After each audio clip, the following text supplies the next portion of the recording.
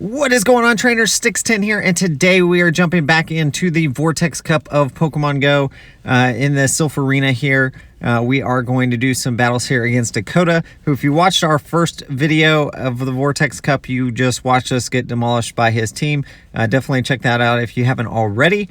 And then we are going to get right into these battles here. You can see Primeape versus Toxicroak. We switch out into our Froslass, which we are using as our safe switch in this tournament. I do feel like it is pretty good for this for the Vortex Cup. I would recommend it as an ice type. It doesn't have the water weakness that a lot of other ice types have in this in the meta, and so that does make it, in my opinion, a little bit better than those. The ghost typing also helps against like the fighters and stuff. There are a lot of fighters in this, so definitely those two things help it. As a safe switch, it can, with a one turn advantage, can flip the Galvantula and the Primeape matchup, so that's something to note there. You just need one extra turn and you can flip those matchups. So here we go. We've got Primeape versus the Mandibuzz here, Aerial Ace. And we are going to switch here into Galvantula. We're going to take another Aerial Ace here. It's going to do a little bit of damage there. And then you can see they switch into Zwelos. And we are going to be able to just Bug Buzz. This is going to do a ton of damage here to the Zwelos and drop its attack.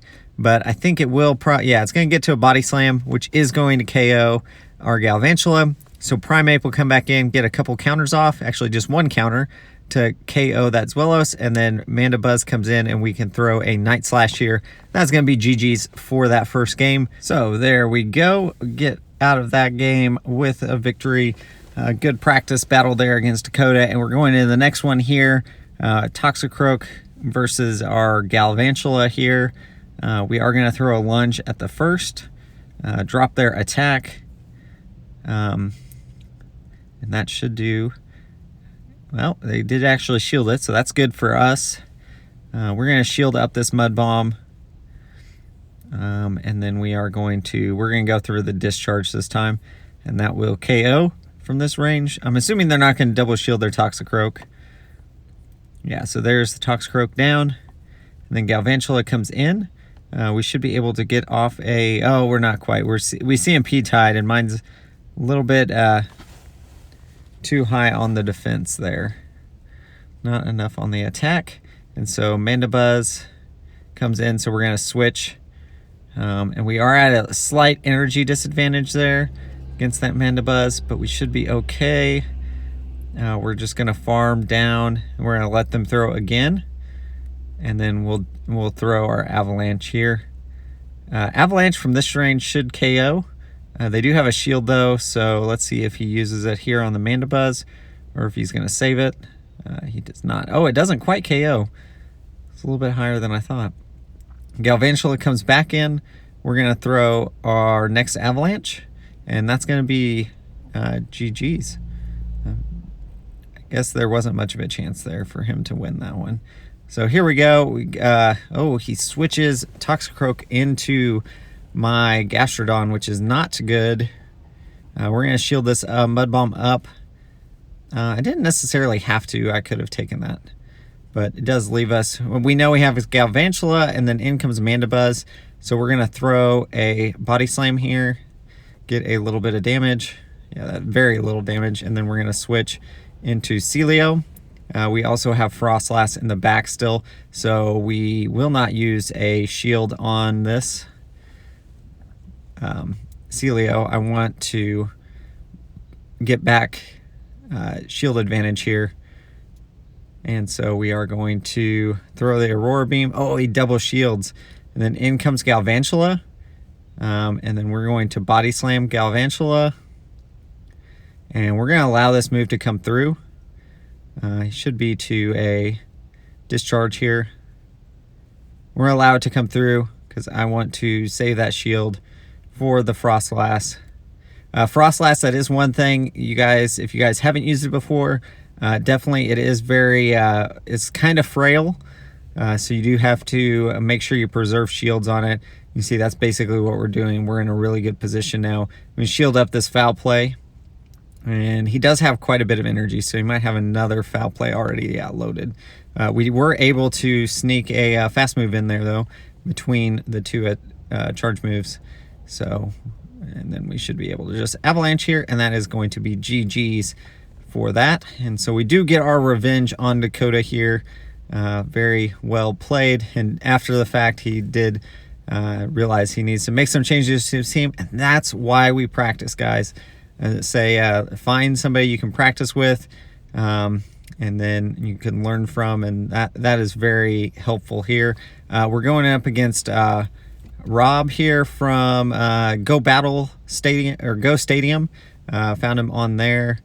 Definitely a good resource. There's a link down in the description, guys. If you guys aren't part of Go Stadium Discord, definitely encourage you to do that. Definitely a good resource to find battles. And if you're looking for a lobby or something like that, definitely the place to be. Shadow Dragonair here definitely wrecked my Gastrodon. And then we are going to Froslass comes in, and they bring in Mew. So Mew could have a number of moves here. And it does have Shadow Claw, obviously. And then we're going to shield this up, and it is, it's Silph. So it could be Silph. I don't know if Flame Charge really has play here. So let's see what it is. Silph again into Galvantula. I'm wondering if it's Wild Charge. I'm trying to remember from this battle. It could be Wild Charge. I think it can learn Rock Throw as well, right? A Rock Slide, and then maybe Flame Charge is an option. I mean, Mew has so many different moves. It's like crazy. Dragonair comes back in, and we don't have any shields, but I think I'm in a bad spot. Yeah, because he's got whatever's in the back. I mean, it's full health, and it's Dugong. We're going to throw the Shadow Ball. Dugong is thick, though, so this is not going to do more. Yeah, so we're done. GG's. Good battle there. And here we go. Galvantula versus Wishcash. So let's get into this battle. We are going to just throw lunges here. And then we are going to shield up the first Mud Bomb. It is going to do the most damage to us, so we will shield that up. And then we're going to throw the lunge. Let's see how much this does. It should put it to half, yeah. So, and their attack falls, which is great. We're going to allow this one to go through. And then should be able to get to another one fairly quickly. Another lunge, and you can see just barely has enough HP there to get off another one. So Wishcash is very bulky. If you guys are thinking about using it, I definitely I like it. I usually put it on my team. I just threw Gastrodon on here for something a little different that a lot of people aren't running right now. And so Mew comes in. We do get the attack drop on Mew, which is perfect. They do use a shield. Primate comes in. And let's see. I don't think we've seen the second move, have we? Oh, it is Wild Charge. Okay. So they switch automatically. We're going to throw the close combat here. This should do a good chunk. And then we're going to switch to Froslass. And then we probably shield this up. Let's see if it's it is a discharge. Yeah. So that was good for us. And we should be able to farm down without taking any more damage. And then Mew should come back in. We'll throw an avalanche, and we are in a pretty good position right now, and we'll be able to wild charge, and then Primate comes back in, and we get the victory there. GG's. Let's go into the next battle.